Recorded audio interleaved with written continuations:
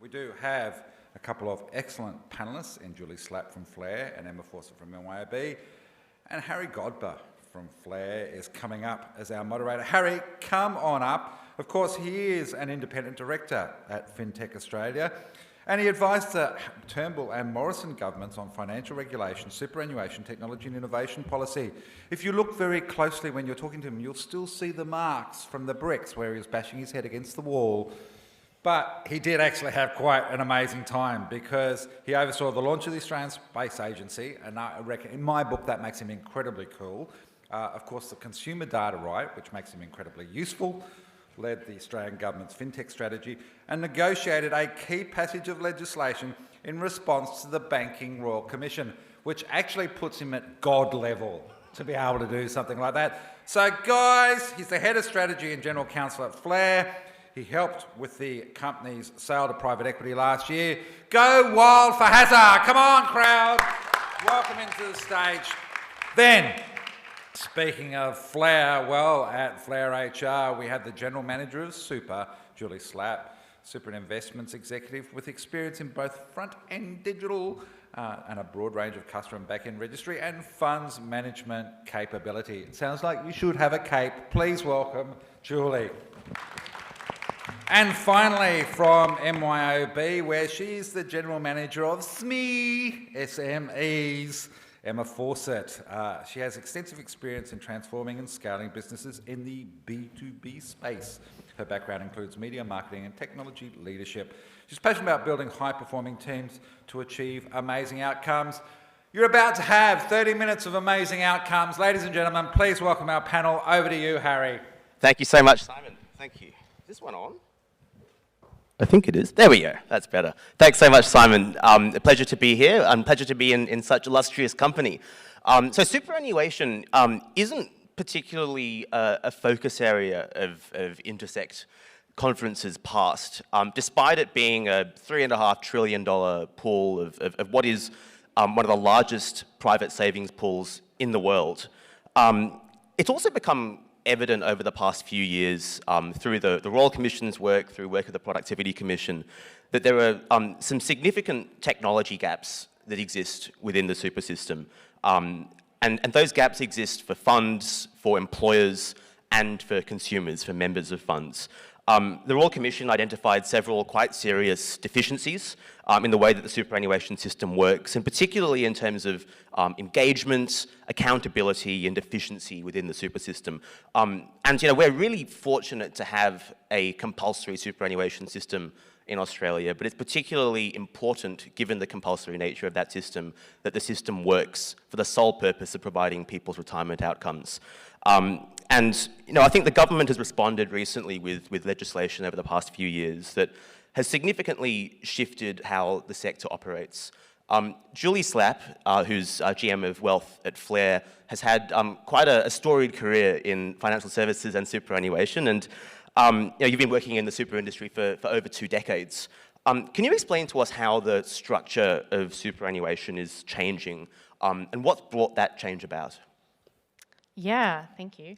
Thank you for telling everyone it's over 20 years of experience. I'm really appreciative of that.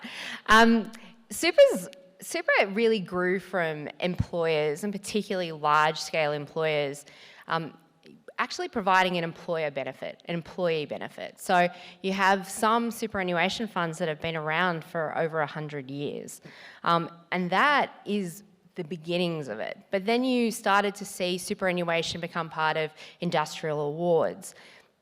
And so people started to get this little bit of money that was there for their retirement. And from that, we then have this massive growth from a compulsory system. So a compulsory system then meant, everyone is going to get some super, and that's really increased over the years. But the way that the industry is structured, because of that employer starting point, means it's very much linked to your pay. And when we've progressively gone through the years of superannuation, what you've seen is employers taking on more and more responsibility about how superannuation is affected. So we might talk, when we're seeing on the news, you'll talk about big super funds. They're the recipients of the money. And they have a responsibility as well.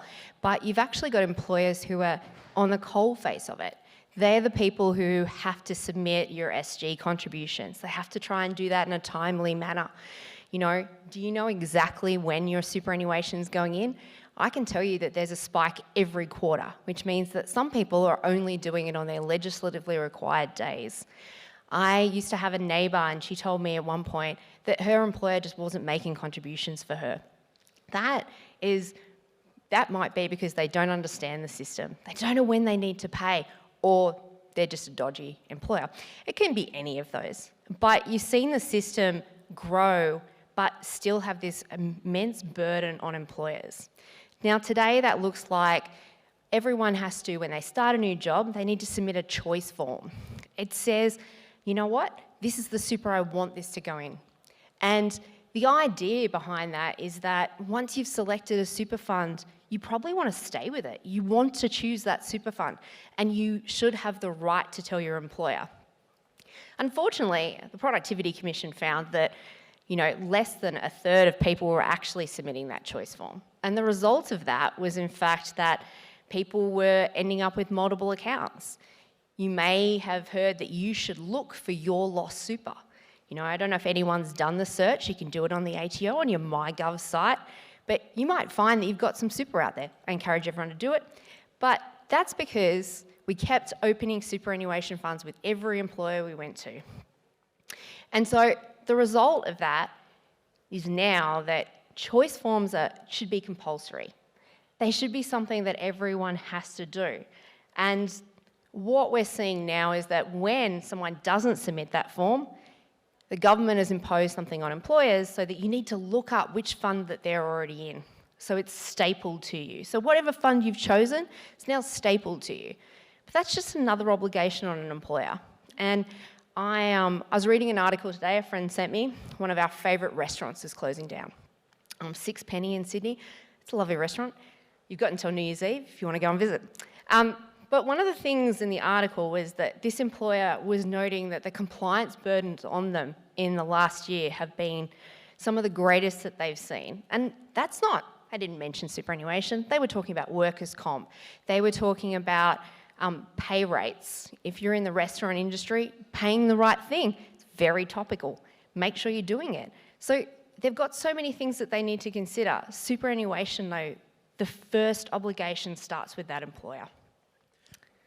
I think we could all agree that the reforms that have been made, including Your Future, Your Super stapling, operate significantly to increase an individual's retirement benefit and significantly to increase the efficiency of the system as a whole.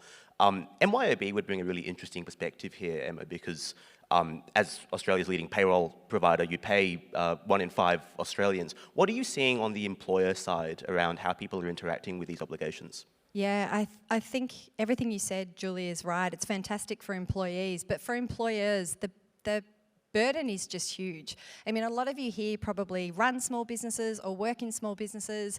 A small business owner is wearing many hats. They're doing many things, and they consistently tell us that they want to be compliant, but they just don't know how to be compliant.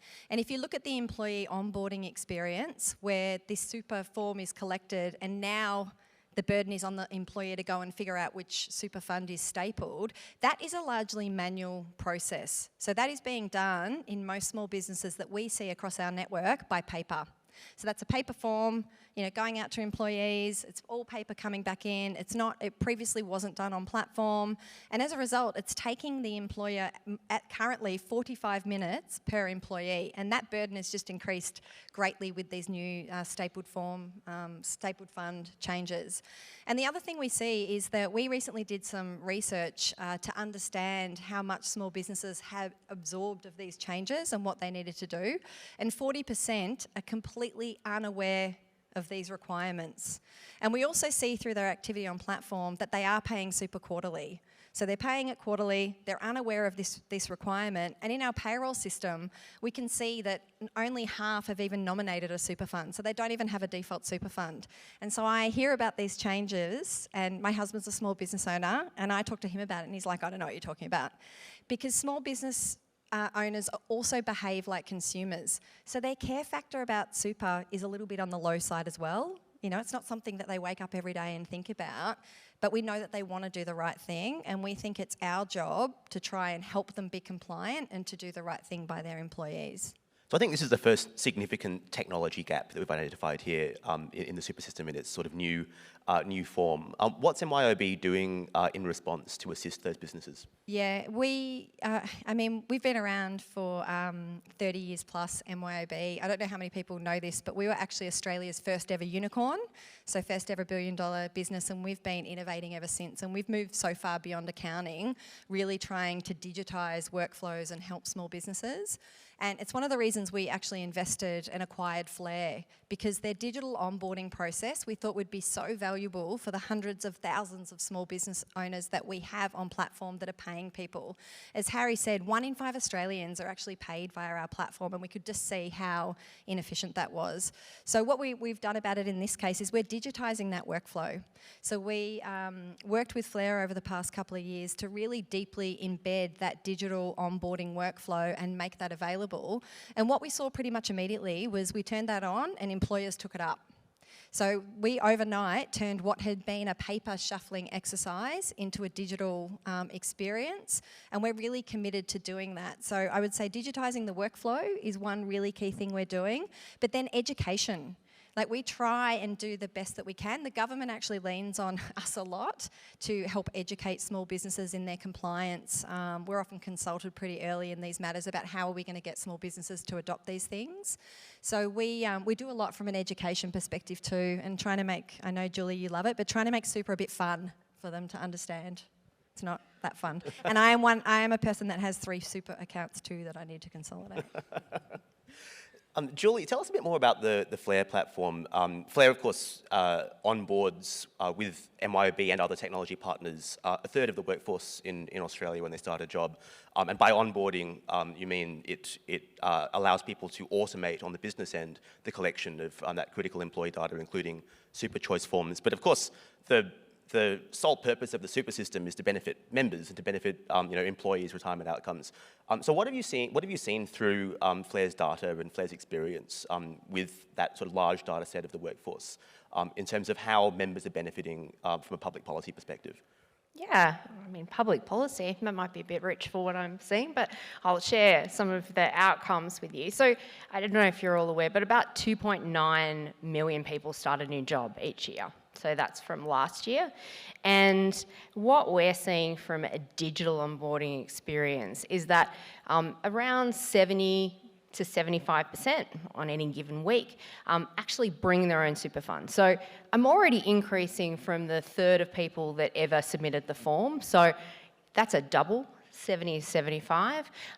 So actually submitting the form and nominating a particular super fund. So already reconnecting with them. And what I would say about that is that already shows a level of engagement. I don't know if anyone here knows their member number for any of their super funds, but I would guess that you have to look that up, which means that you've re-engaged with all of those super funds, downloaded their app potentially, or at least looked them up in an email to reaffirm a choice that you previously had made.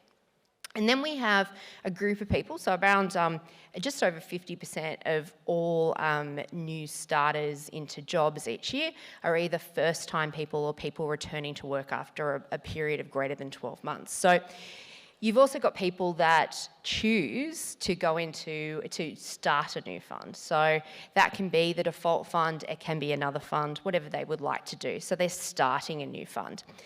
Those people, what we do is actually kind of give them access to download the app or log in online for that kind of fund so that they have an immediate connection with their superannuation fund. Because if you're really going to get engaged, even if it's very early on in your career, it has to be digital now. Who's looking up their paper statements from years ago? Who even wants to receive paper statements from your superannuation fund that you don't understand? So really that immediacy of engagement. And what we then see from the super funds we partner with is that once you've downloaded the app, you are actually more likely to be net promoter score positive. You're more likely to then maintain that through multiple employers. You're more likely to consider whether you need to consolidate any other superannuation you have. So that level of engagement that the government really does want people to have with superannuation is kind of borne out by just having that digital experience as a consumer. There are also some significant practical benefits, aren't there, of moving away from a paper-based system, because there's a bit of a lag in processing times when people are submitting paper forms, and particularly when people aren't making choices or defaulting through a paper-based system. Yeah, absolutely. I mean, we've talked about the fact that you're only required to receive quarterly contributions. Well, that also applies when you're setting up someone for the first time. So your MRR, I can't remember what it actually means, member something or other. When you're setting that up for the first time, that can be a quarter later to when you started your job. So you're defaulted into something and you suddenly receive something 3.5 to 4 months later from a super fund that you cannot remember why they're associated with you. That is a dreadful customer experience, but it's also something where you aren't engaged with that super fund. You've made one contribution potentially to them, and then you might think to yourself, oh, maybe I need to do something else. So the paper-based 3.5, 4 month experience is not ideal.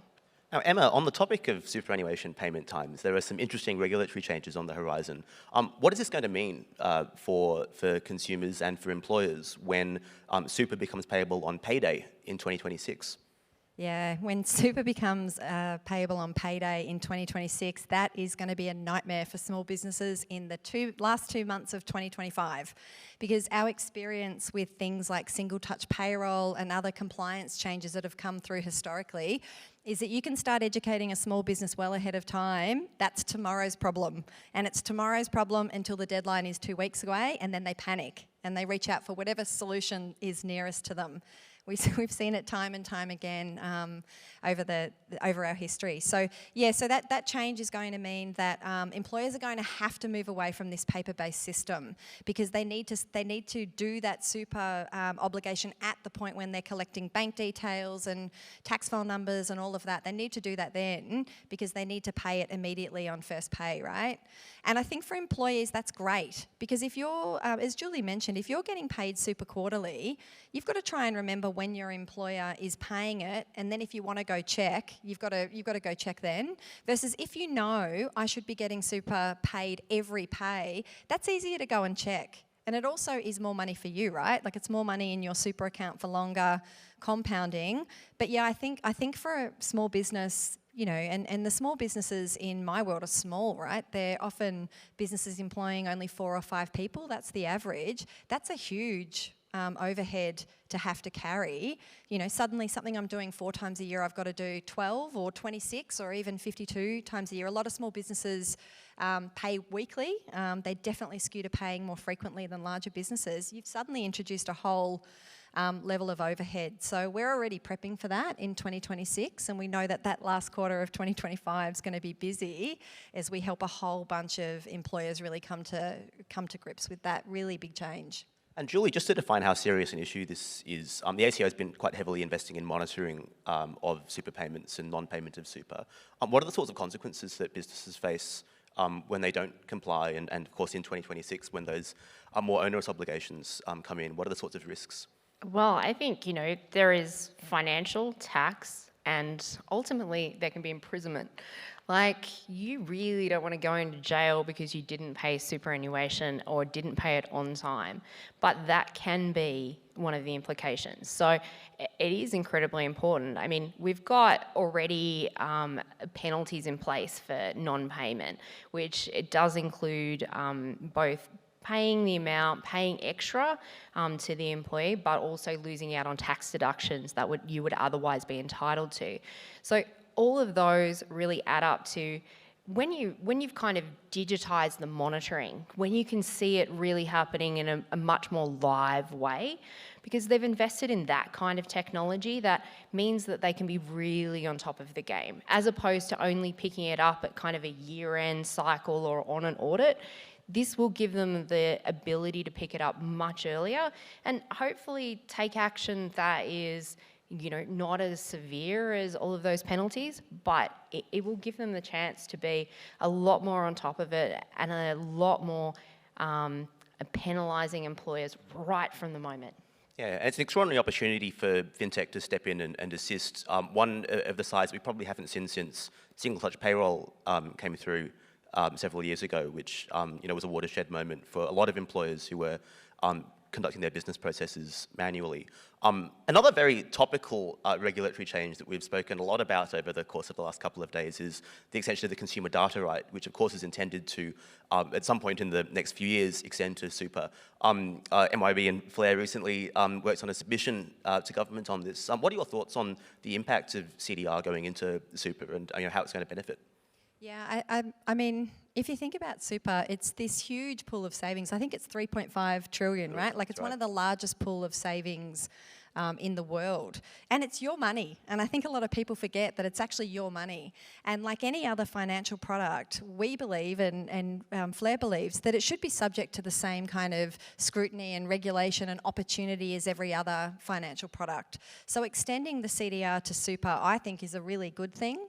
I think it's going to give people, like consumers, a lot more ability to compare funds and make that switching a lot easier and hopefully help them engage with something that really feels foreign to a lot of people a lot easier. So super supportive of applying CDR to super.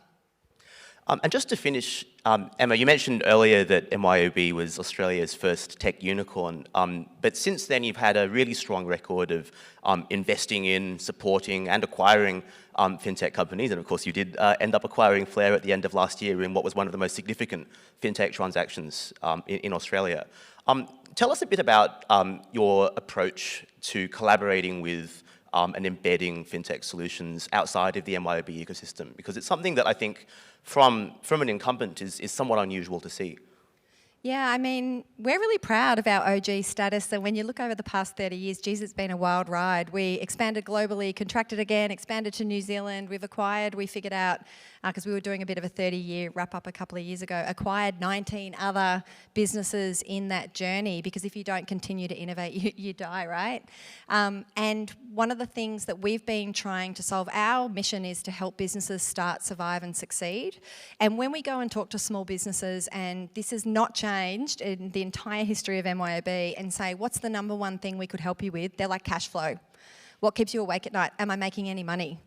Like, so for us, starting to explore fintechs quite a few years ago, when they first kind of became a thing, was a really obvious move for us, because we really see the next frontier of opportunity for us being helping businesses with that cash flow and helping them with compliance. It is the two things that keep small business owners awake most at night, is those two things.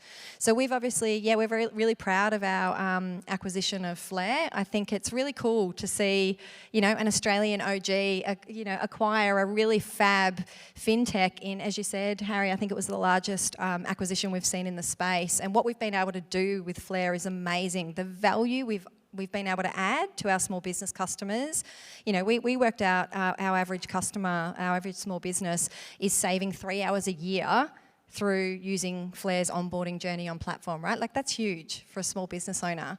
We're doing lots of things in this space. We're really proud to be a new member of the Australian FinTech community. And I think we're also looking next at that cash flow smoothing. How can we, and obviously, using AI and all the things to really help businesses start to predict, take all the data we have on that business and play it forward. When are you going to experience a low cash flow point? How could you manage and optimise your inventory better so you don't have so much stock sitting there? How could we offer cash flow solutions and invoice factoring and all kinds of things that actually help you smooth out some of those lumps and bumps? It's really soul-destroying to me that we still lose 10% of our customers every year because they've gone out of business. And in most times when we look at those businesses, we believe we could have helped them predict and manage that better. And I think fintechs are really at the cutting edge of that. And also digitising those previously, untapped workflows like employee onboarding. So any of you in the crowd doing something interesting in this space that you think could help small businesses, message me on LinkedIn, because we're always keen to partner and learn and help, Australia be a more vibrant community. We think there's $10 billion benefit to be added to the Australian and New Zealand economies if we can digitise small businesses more together. Absolutely. Well, Julie and Emma, thank you so much for stepping through just some of the incredible opportunities for FinTech to help optimise the superannuation system. It's such a critical part of Australia's financial infrastructure, and really looking forward to seeing what's next. Thanks so much. Thanks, Harry. Thank you.